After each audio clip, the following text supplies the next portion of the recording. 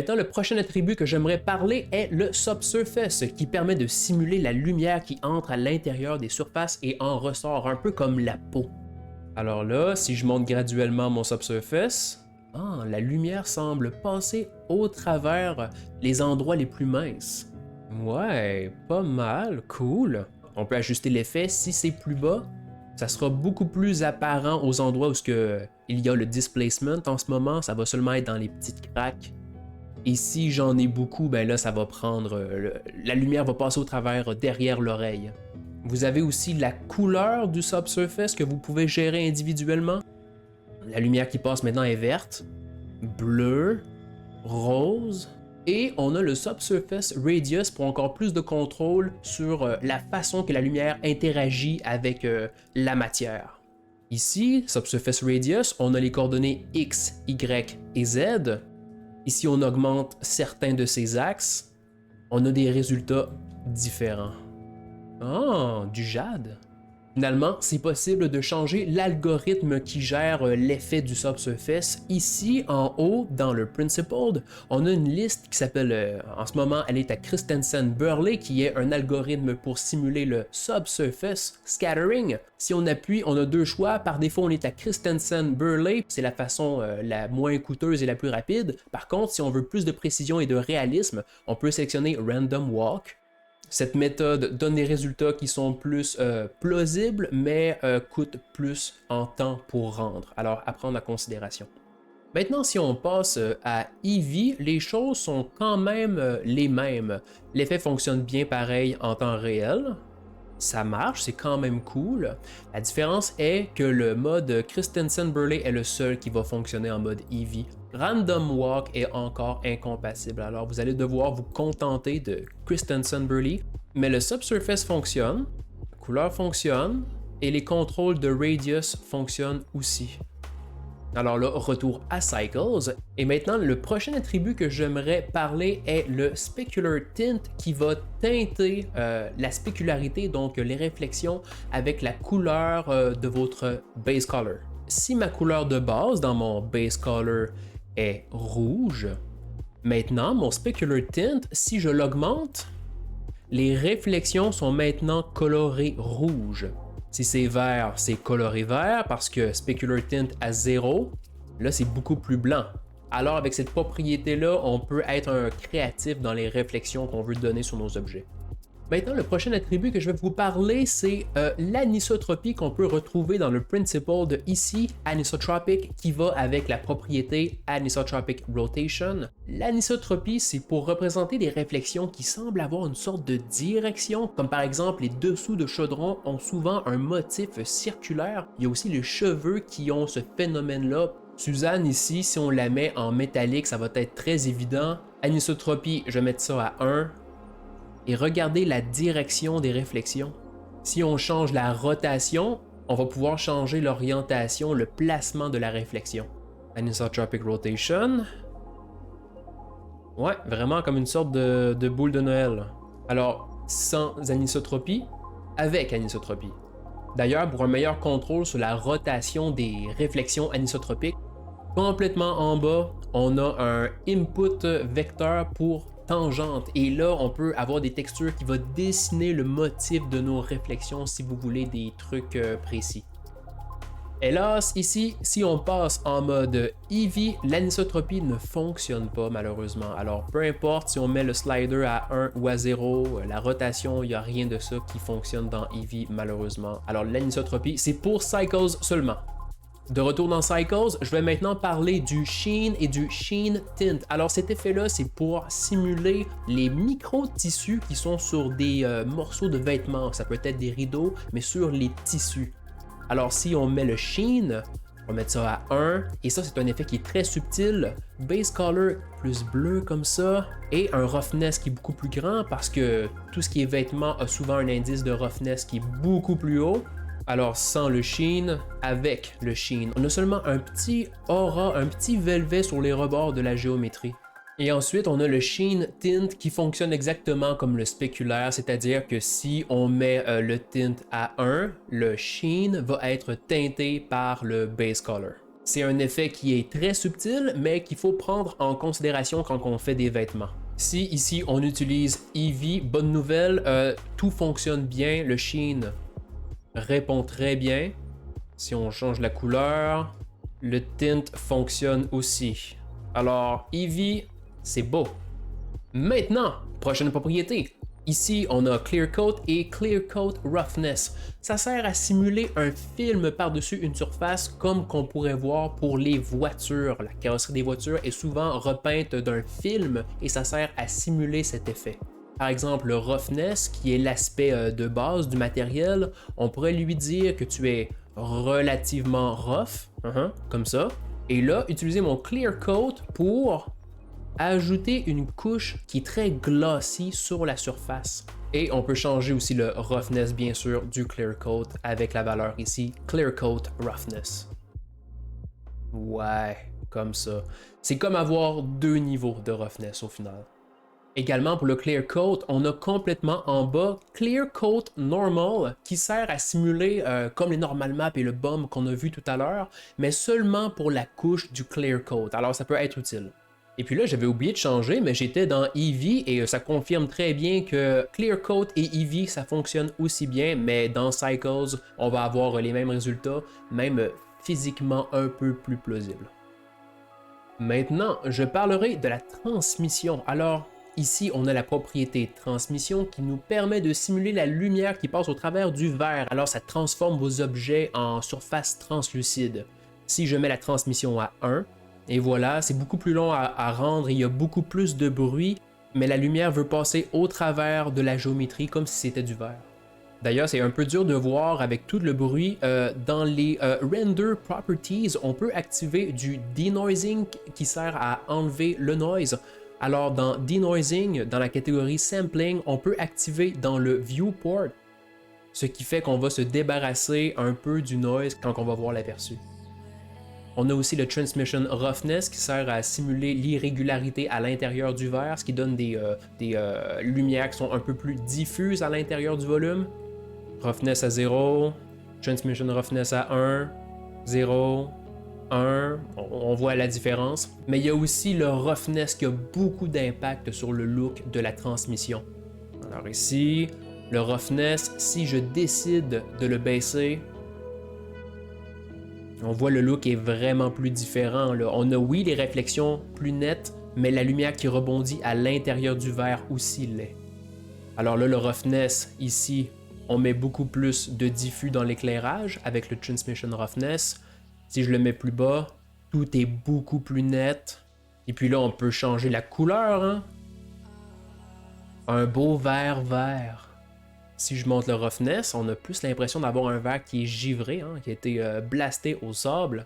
Et maintenant, on a aussi la propriété IOR, et ça, c'est ce qu'on appelle l'index de réfraction. Et ce qu'on appelle la réfraction, pour faire une histoire courte, c'est un quotient qui détermine comment que la lumière devrait réagir à l'intérieur d'un corps translucide. Bref, on peut l'utiliser pour changer justement l'aspect de la lumière qui est réfléchie à l'intérieur.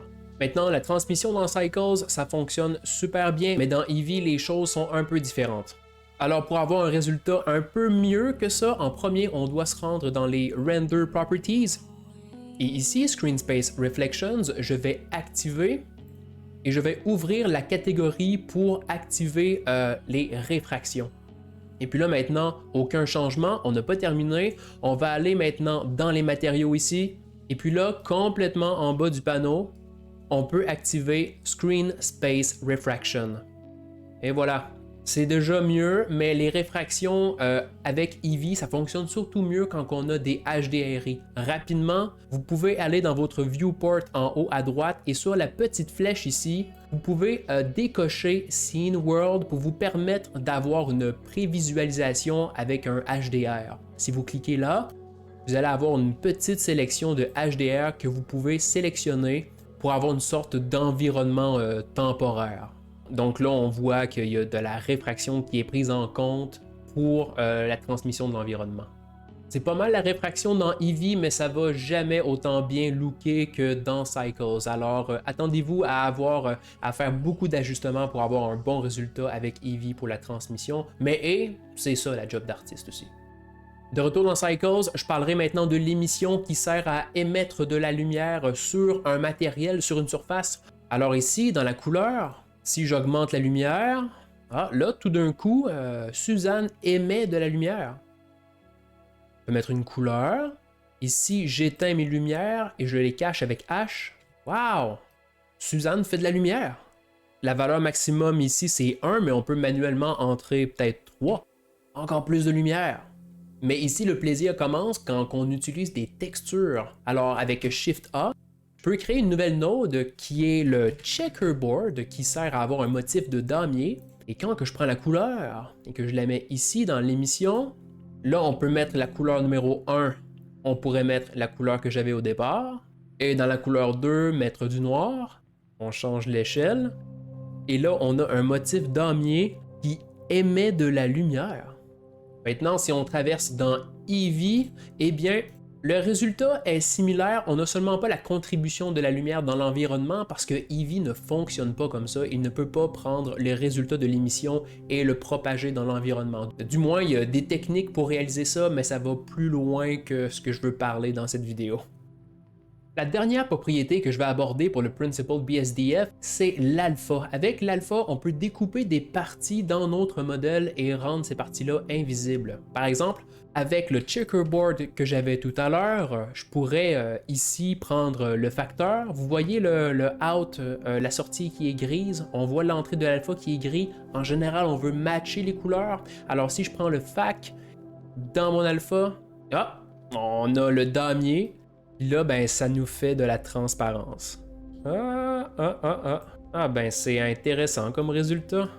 Et maintenant, si on traverse à Eevee, la transparence fonctionne pas par défaut, alors il faut aller dans les matériaux. Ici, complètement en bas, au même endroit qu'on a mis la réfraction, on va changer le blend mode de opaque à alpha blend. Et là, maintenant, on a les parties invisibles, mais on ne peut pas voir la partie intérieure des faces. On peut activer Show Backface. Par contre, des fois, on peut avoir des bugs, comme ici. Dur de savoir quelle surface est en avant de quoi. Vous pouvez activer Backface Culling pour réduire ce problème-là. Par contre, on voit qu'on perd tout de même les faces extérieures là. Autrement, il y a Alpha Blend. Mais si on utilise aussi, par exemple, Alpha Hashed, là, à ce moment-là, on est capable de voir ce qu'on appelle le backface, l'intérieur de la face. Et là, ben, c'est correctement affiché dans Eevee, ce qui est pas mal. Ça fait le tour du Principled, mais là, on a vu plein d'attributs qui sont super cool, mais toutes ces affaires-là, ça prend quand même du temps à rendre. Et avant que le Principled soit introduit à Blender 2.8, avant, on utilisait une façon qui était un peu plus traditionnelle, et c'était de prendre des shaders comme le Diffuse, le Glossy, le Subsurface, et de les mixer ensemble. Alors avant, on devait travailler modulairement. C'est une façon aussi qui peut être plus optimisée si on veut conserver nos performances. Si je prends mon Principled et que je m'en débarrasse, je peux refaire le même genre de shading simple, mais avec d'autres nodes. Par exemple, la couleur de base, le Base Color, on a une node pour ça dans Blender, ça s'appelle le Diffuse Shader. Alors, Shift A, je vais chercher pour Diffuse BSDF, et voilà, avec CTRL Shift Click, je vais m'assurer aussi d'être dans Cycles, malgré que dans Eevee, il n'y a pas vraiment de différence, ou très peu. Alors ici, avec la Diffuse, on a seulement la couleur de base, mais il n'y a aucune réflexion. Si on veut ajouter maintenant de la réflexion, on a besoin d'un Glossy BSDF. Alors, Glossy BSDF. Et voilà, et si je visualise maintenant mon Glossy, ce ne sont que des réflexions pures. Ça fait penser à du métal, comme sur le Principled de tout à l'heure. On a un Roughness, très Glossy, très Rough. Et pour ma couleur, je vais mettre un truc peut-être rouge. Et si je veux combiner maintenant ma diffuse avec mon glossy, je dois les mixer. Alors ici, si je fais de la place, je vais envoyer un mix shader. Et voilà comme ça. Et ça, je peux le déposer sur un fil et ça va être automatiquement connecté. Et ça marche pour toutes les autres nodes dans Blender. Mon BSDF est en haut et dans mon deuxième entrée, je vais avoir mon Glossy. Et voilà, on a un mix maintenant entre les deux. Dans mon Mix Shader, Si je suis plus vers le rouge, j'ai très peu de réflexion. Si je vais vers le glossy, je vais avoir beaucoup de réflexion. Mais là, c'est seulement le slider que je change. On pourrait utiliser entre autres des textures ou d'autres notes pour déterminer la transition entre le glossy et la couleur. Entre autres, une note qui s'appelle le layer weight. Je tape layer weight dans la recherche. Et là, si je visualise avec CTRL et SHIFT, ici on a le Fresnel qui est une particularité de la lumière et des réflexions dans la nature, c'est-à-dire que les réflexions qui seront toujours les plus prononcées seront toujours aux extrémités de notre objet. On peut changer le blend. Alors on voit encore plus notre effet de Fresnel, on voit le blanc sur les contours de mon objet et je pourrais utiliser ça pour révéler mon glossy. Je visualise mon mix shader, je prends mon Fresnel out et je peux mettre ça dans mon FAC. Et voilà! Ah, étrange comme résultat. Ah ouais, là c'est un peu mieux. Ça c'est pour le Fresnel, mais il y a aussi le Facing qui est encore une sorte de Fresnel, mais qui donne un look différent que je vous suggère beaucoup d'utiliser. Et si j'utilise le Facing, bien là on a des résultats différents, mais qui sont quand même intéressants, surtout si on veut avoir une approche stylisée. D'ailleurs, en parlant de styliser, d'autres shaders qui existent, comme le Toon BSDF, qui sert à imiter un style animé très graphique, couleur à plat. J'enlève toutes mes nodes, et là je vais chercher pour un shader qui s'appelle le Toon BSDF. Et si on le visualise, ok, très bien, on peut jouer avec le size pour déterminer la transition entre notre zone claire et nos zones sombres. Et puis là, avec le smooth, à quel point que cette transition va être franche. Ici, on a diffuse, c'est-à-dire juste la couleur. On peut le changer à glossy aussi si on voulait seulement simuler les réflexions. Puis là, on a un look un peu plus métal, mais si je les combine comme tout à l'heure,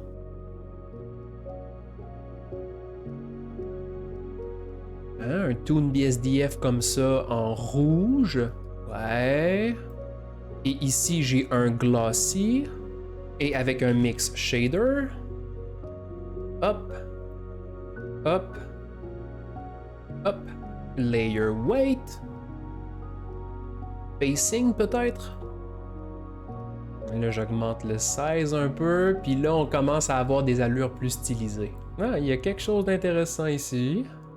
Puis là, on peut être fou puis en rajouter encore une autre couche. Le Toon BSDF, ici, on peut dupliquer la node avec Shift-D.